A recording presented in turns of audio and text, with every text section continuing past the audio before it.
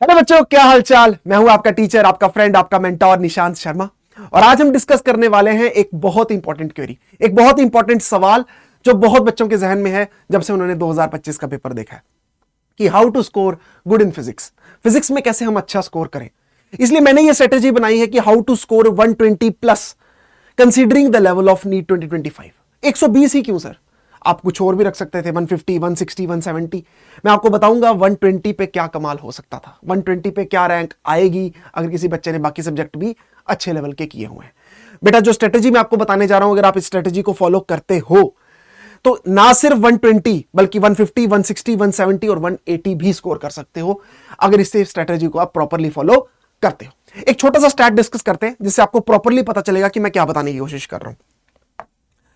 अगर आप नीट 2025 में बायो, केमिस्ट्री और फिजिक्स में कुछ इस तरीके के मार्क्स लेकर आते, बायो में आप 320 मार्क्स ले आते, केमिस्ट्री में आप 140 मार्क्स ले आते और फिजिक्स में आप 120 मार्क्स ले आते, तो you will be surprise to know कि आपके मार्क्स बन जाते 580।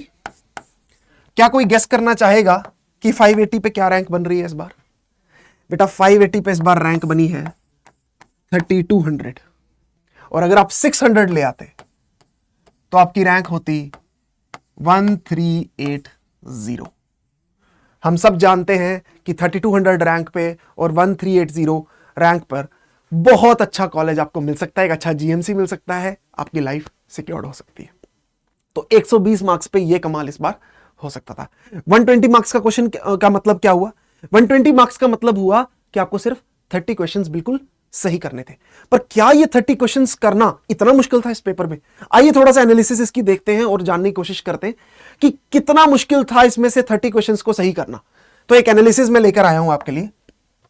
ये एनालिसिस आप देख सकते हैं, यहां पे यूनिट वाइज डिवीजन हुई हुई है, mechanics, heat, SHM and waves, electrodynamics, optics, modern and electronics और ये वाले। यहां पे आप ये भी देख पा रहे हो हॉरिजॉन्टल लेवल पे इजी, मीडियम और हार्ड का भी मैंने कर रखा है। यानी कि अगर आपकी प्रिपरेशन इस लेवल की होती कि आप इजी और मीडियम को अच्छे से टारगेट कर पाते तो 27 क्वेश्चन तो आप यहीं से कर ले जाते। हार्ड में से आपको हार्डली 3 क्वेश्चंस करने होते और आपके 30 क्वेश्चंस हो जाते। जानने की कोशिश कर रहे हैं आप, इतना डिफिकल्ट नहीं था जिस बच्चे ने स्मार्टली प्ले किया होता। उसे पता होता कि क्या किन किन चैप्टर्स को टारगेट करना है, किस तरीके से टारगेट करना है, उसके लिए कभी भी मुश्किल नहीं होता, वो ये बात समझ जाता। मॉडर्न एंड इलेक्ट्रॉनिक्स बहुत छोटे चैप्टर्स हैं, 9 क्वेश्चंस तो यहीं से निकल गए, आप यहीं से कर लेते। इलेक्ट्रोडायनेमिक्स कवर कर लेते तो 19 क्वेश्चंस यहीं से हो जाते। अगर ये आप पैटर्न को फॉलो करते हुए चलते तो 30 क्वेश्चंस जो है बहुत आराम से अटेम्प्ट हो जाते। यानी कि एनालिसिस की कमी थी, टेम्परमेंट की कहीं ना कहीं कमी थी। मैं आपको पूरा बताऊंगा कि आपको पूरी क्या चेंज लाने की जरूरत है, किस तरीके से चेंज लाने की जरूरत है, स्टार्टिंग से क्या करने की जरूरत है। क्योंकि आप भी ये पूछ रहे होंगे कि सर ठीक है, आपने एनालिसिस बता दिया, आपने बता दिया 120 मार्क्स पे क्या कमाल हो सकता है, बट आप ये भी तो बताओ कि अब अगर इस लेवल पे हम, जो अब नीट जिस लेवल पे आ चुका है, उस लेवल पे अपने आप को लाने के लिए हमें क्या चेंज लानी पड़ेगी, और स्टार्टिंग से बताओ सर कैसे चेंज लानी पड़ेगी। तो पहली चीज जो सबसे पहले आप करना शुरू करो, that is thorough analysis of syllabus. आपको पता होना चाहिए कि सिलेबस में है क्या, ये चीज सिलेबस में है या ये चीज सिलेबस में नहीं है। बाय हार्ट रिमेंबर होना चाहिए, प्रिंट करवा लो, दीवार पे लगा लो सिलेबस, ताकि बार बार आपको याद रहे।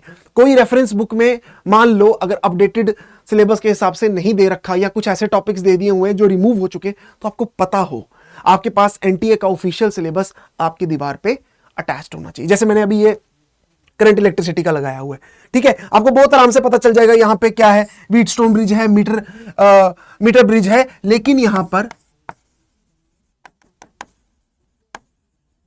पोटेंशियोमीटर नहीं है, पोटेंशियोमीटर नहीं है। आप देख पा रहे हो जो हम लोग कलर कोडिंग पढ़ते हैं वो भी इसमें नहीं है, लेकिन कुछ बच्चे पढ़ लेंगे, तो खामखा सिलेबस बढ़ाने वाली बात होगी। ठीक है, समझ में आ रहा है कि नहीं समझ में आ रहा है? और पीछे जब मैंने बताया इजी और मीडियम की डिस्ट्रीब्यूशन करके, तो आपको यह बात भी क्लियर हो गई होगी कि पेपर कुछ ऐसा नहीं था कि आपको जेईई एडवांस तक जाना पड़ता। आप अपने नीट से थोड़ा सा अच्छा लेवल और एनसीईआरटी को इन डेप्थ पढ़ लिया होता तो आपको पता होता कि आप बहुत अच्छे मार्क्स स्कोर करने वाले हो। ठीक है बेटा, पहली चीज क्या होगी आपको कि आपको थॉरो एनालिसिस ऑफ सिलेबस की जरूरत है। जब आपने थॉरो एनालिसिस ऑफ सिलेबस कर लिया, आपको पता लग गया इस चैप्टर में ये चीजें हैं, अब ये तो पता लग गया कि सिलेबस क्या है।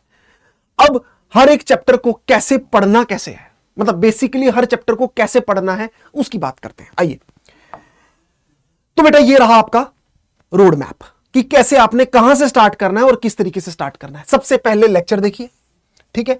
लेक्चर के बाद नोट्स बना लिए, समझ में आ गया। नोट्स आपने बना लिए। नोट्स का मतलब सिर्फ क्लास नोट्स नहीं है। क्लास नोट्स प्लस जो आपकी एनसीईआरटी है बेटा, कुछ ना कुछ तो पॉइंट्स ऐसे जरूर होंगे जो आपके क्लास नोट्स में नहीं मेंशन्ड होंगे, क्योंकि हर चीज तो नहीं आ सकती। एनसीईआरटी की एक लाइन नहीं आ सकती। इसमें मैं सिर्फ एनसीईआरटी की थ्योरीज की बात कर रहा हूं। इसमें साथ में आपके रेफरेंस बुक के सवाल भी आ जाएंगे जो, और साथ में जो क्लास में सवाल करवाए हैं वो भी आ जाएंगे। सबसे पहले आपने नोट्स बना लिए। नोट्स के बनाने के तुरंत बाद अटेम्प्ट करिए डीपीपी मॉड्यूल, जो आपके पास रेफरेंस बुक है। रेफरेंस बुक कोई भी आपके पास हो सकती है, जो भी आपको अच्छी लगे। इनके क्वेश्चंस को अटेम्प्ट करिए, ठीक है। इनके क्वेश्चंस को अटेम्प्ट करने के बाद जब आप ये अपनी डीपीपी सॉल्व कर रहे हैं, ऑब्वियसली कुछ क्वेश्चंस ऐसे होंगे जो बहुत अच्छे लेवल के होंगे। आपने उन्हें क्या करना है, आपने उन्हें स्टार मार्क करना है। क्या करना है, स्टार मार्क करना है। स्टार मार्क करिए अच्छी थ्योरी को, स्टार मार्क करिए अच्छी थ्योरी को और अच्छे क्वेश्चंस को, दोनों को आपको स्टार मार्क करना है। आपको क्लास नोट्स भी अच्छी तरह से स्टार मार्क करने हैं और आपको जो है क्वेश्चंस भी अच्छे से स्टार मार्क करने हैं। ये याद रहना चाहिए कॉन्शियसनेस के साथ एकदम, कि मुझे कौन सी चीज जो है डिफिकल्ट लग रही है, जिसे दोबारा रिवीजन की जरूरत है, वो हमारे स्टार मार्क आ जाएंगे। स्टार मार्क क्वेश्चंस के बाद आप लोग, अब जब आपका पूरा चैप्टर हो गया, आपने साथ में डीपीपी किया, उसके बाद पीवाईक्यूज करना स्टार्ट करिए। पीवाईक्यूज में भी, क्योंकि आप जानते हैं बहुत अच्छे से कि नीट अपना लेवल बढ़ा चुका है। जब नीट अपना लेवल बढ़ा चुका है तो बहुत ज्यादा जरूरी है कि अब हम नीट से एक लेवल ऊपर आए। नीट का एक लेवल ऊपर क्या है, वो है जेई मेंस के सवाल। जेई एडवांस के सवालों की बात नहीं कर रहा हूं मैं, जेई मेंस और नीट के जो पीवाईक्यूज है वहां पर उनको टारगेट आपने करना है। और उसमें भी जो डिफिकल्ट सवाल है, सब मुश्किल नहीं आते नीट में, उनको भी आपको स्टार मार्क करना है, ठीक है। यहां तक आप पहुंचे, ये आपने किया। फिर उसके बाद टेस्ट देना बहुत ज्यादा जरूरी है। रामबाण है एक तरह का टेस्ट आपको जरूर देने हैं। टेस्ट के बाद टेस्ट का क्या करना है आपने, टेस्ट का क्या करना है, एनालिसिस करना है। टेस्ट के एनालिसिस से आपको पता करना है कि मैं कहां स्टैंड कर रहा हूं, मैं क्या चीज लूज कर रहा हूं, मुझे क्या प्रॉब्लम आ रही है, और यहां से आपने रिवीजन की स्ट्रेटजी पे चले जाना। अगर आपके टेस्ट में खराब आए हैं तो आपको देखना है कि आपको दोबारा रिवीजन करने की जरूरत है। अगर आपने अच्छा कर लिया तो भी आपको अगली बार के लिए जब आपको रिवीजन पे आना है। तो ये रहा आपका एक चैप्टर का पूरा शेड्यूल, ठीक है। जब आप यहां तक पहुंचे, अब आपको रिवीजन। क्या आप दोबारा सभी के सभी लेक्चर्स देखना शुरू करोगे? नहीं सर।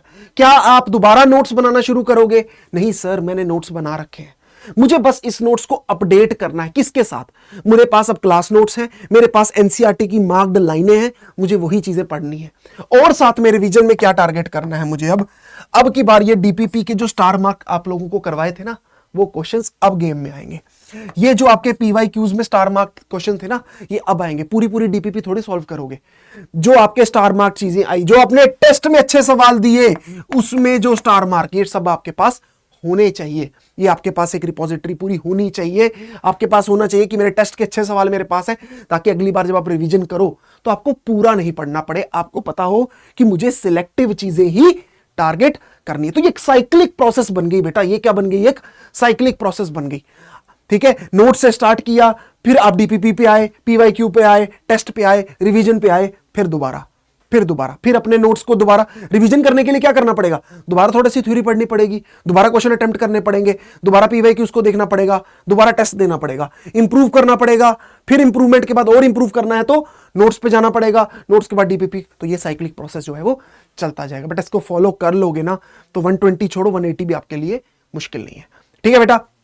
ये चीज समझ में आ गई, ये क्रिस्टल क्लियर हो गया कि सर स्टडी स्ट्रेटजी क्या है। तो सर पढ़ाई की स्ट्रेटजी आपने हमें क्रिस्टल क्लियर कर दी कि पढ़ना अब कैसे है, वो हमें समझ में आ गया कि हमारे पास किस तरीके से हम लोगों को पढ़ाई करनी है। आपने ये भी हमें बता दिया कि सिलेबस को कैसे पढ़ना है।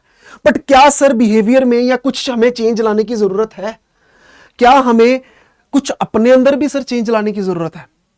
तो मेरा आंसर है यस, बिल्कुल। क्योंकि जब आपने नीट 2025 का पेपर दिया, बहुत से बच्चे थे जिन्होंने बहुत अच्छे से पढ़ाई की थी, लेकिन उनमें दो चीजों की कमी थी।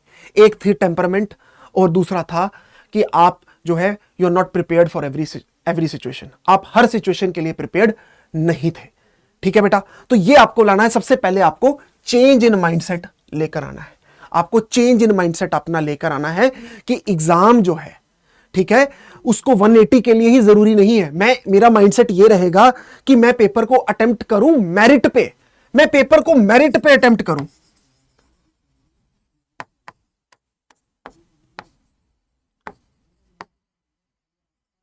अटेम्प्ट ऑन मेरिट, मुझे मेरिट पे अटेम्प्ट करना है पेपर को। मुझे देखना है कि ये सवाल जो है ये कितना मुश्किल है और अपने आप पे यकीन करना है सबसे पहले। ठीक है, माइंडसेट में आपको चेंज लानी पड़ेगी, टेम्परामेंट थोड़ा मेंटेन करना पड़ेगा।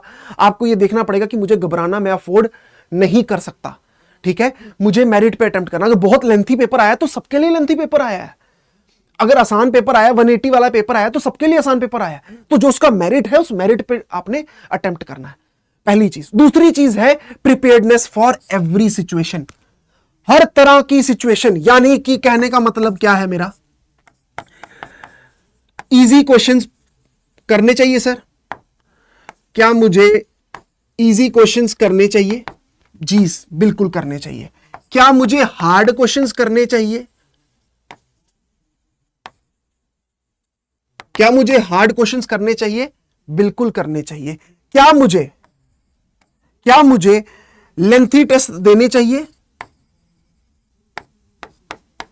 जिसमें शायद मेरे स्कोर 100 भी ना आए 180 में से? हां जी, लेंथी टेस्ट देने चाहिए। क्या मुझे इजी टेस्ट देने चाहिए?